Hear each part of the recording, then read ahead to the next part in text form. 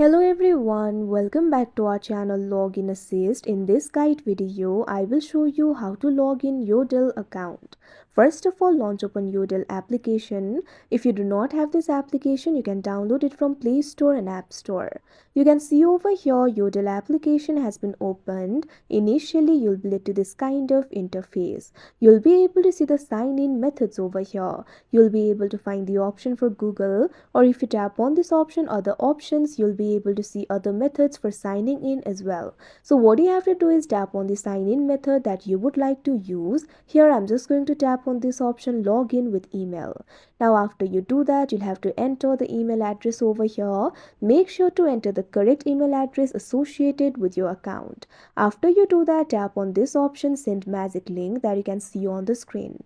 Now a magic link will be sent to your email. Open the Gmail app. Make sure you're logged into your account. You can see over here Jodel has sent me the email. Tap on it. Now in this email you'll be able to find this link, sign in to Jodel. Tap on it. Now you can see over here you'll easily be logged into your account. So that is how you log in Jodel account. I hope you found this video helpful. Thank you for watching. Make sure to like, share and subscribe to our channel.